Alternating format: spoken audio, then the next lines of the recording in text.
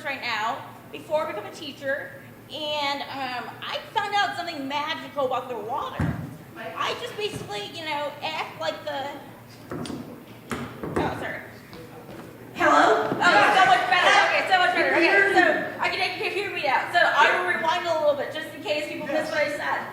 I work at Urban Growers before I go back to school and become a teacher. So, I have a weight issue. I used to be obese because of the medications my physicians put me on, saying this will make you very happy.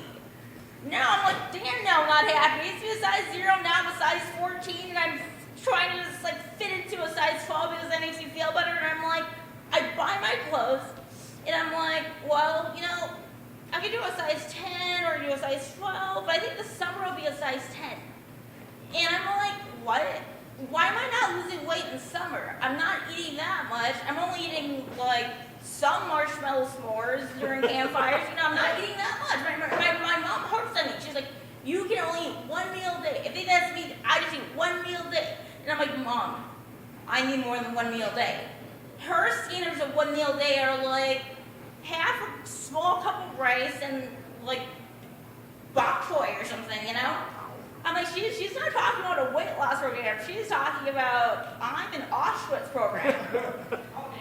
So I'm like, well, anyways, this is what I was going to talk about. I used to be a very, conservative, good girl, and I got into Chicago, a good life plan for me as a professor, and then this, grad student turns me in for being crazy.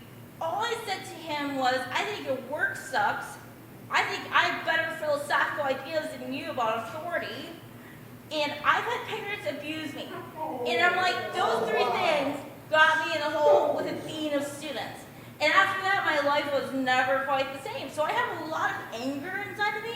It doesn't always show, but I'm usually a pissed off person. I see this, I get pissed off. I see that, I get pissed off.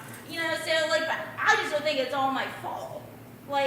I feel like I am a political prisoner in the state of Minnesota, in the country of America, and it might not have happened if I had never thought that guy was cute. So it's kick my leg, I saw that guy was cute. It all began with I saw that guy was cute. Now I'm just I see a cute guy, I'm like, I hate you, I hate you, I hate you. You are too cute. I'm like, no way, fuck that. And I'm just like, no, not again. All I did was, and do you know that I was so modest? All I said to him wasn't come lick my pussy, or I'm Asian and tight, I'm Asian, that proves that I'm tight. You don't even have to check.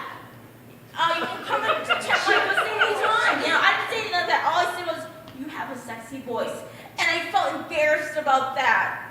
So I'm like, oh God, I'm like a medical tragedy. All my anger and excess sexual indulgences are because one time I thought this guy was cute, and in my innocence, he completely betrayed the fuck out of me, and I hate his guts, and yeah, he is so cute, like his band, and I sometimes stalk him a little bit on his website, this is a really good band, and I'm like, whatever, I am a mess without a boyfriend.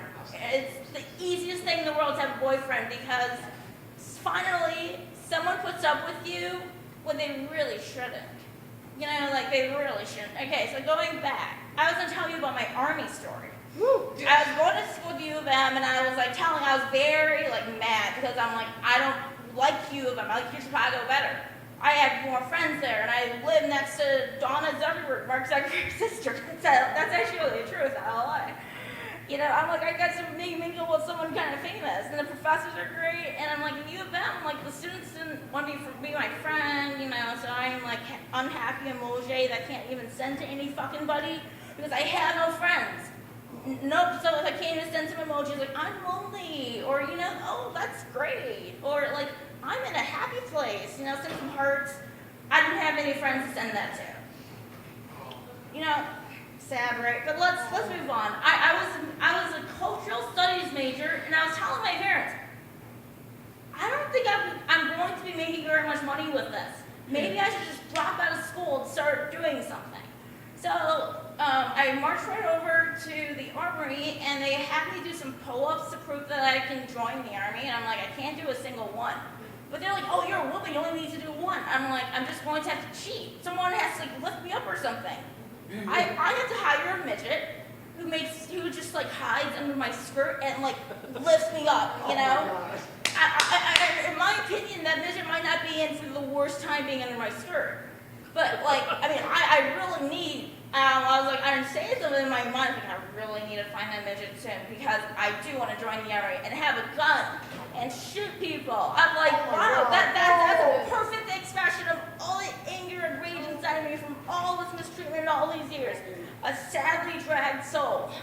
So like, they're like, oh yeah, you know, just sign up, take the ASVAB, whatever test you have to take, and like, I'm like, no problem. I took the ASVAB, I didn't even study for it. A lot of the questions were about like different saws and shit like that, and Menards.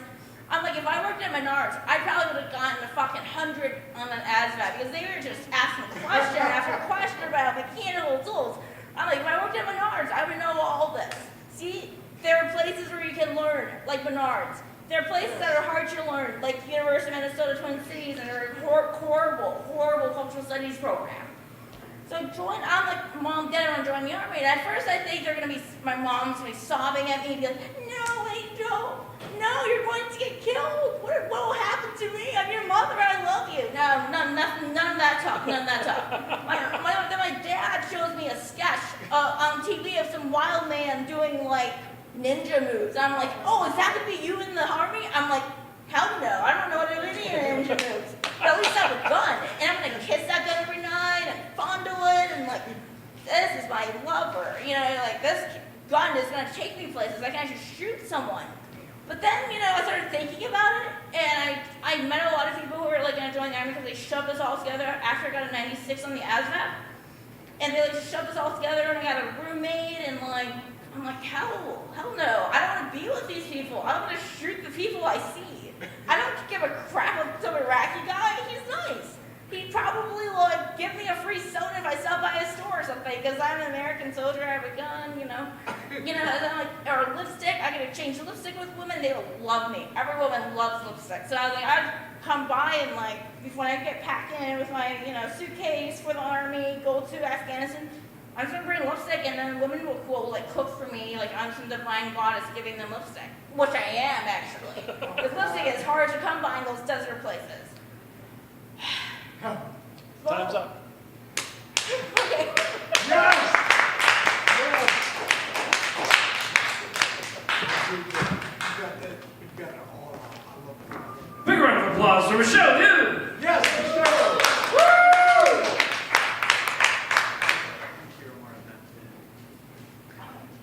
So we had to wait for your boyfriend to get here. They come on stage and you're like, I hate you guys. Oh my God. I'm like, ooh, that's awkward. Next up on stage, we are going to bring one of our favorite musicians up here to do some music for you. He was here a minute ago. Is he still here? Evan? Oh, there you are. Evan! Are you like Beetlejuice? Big round of applause for Evan!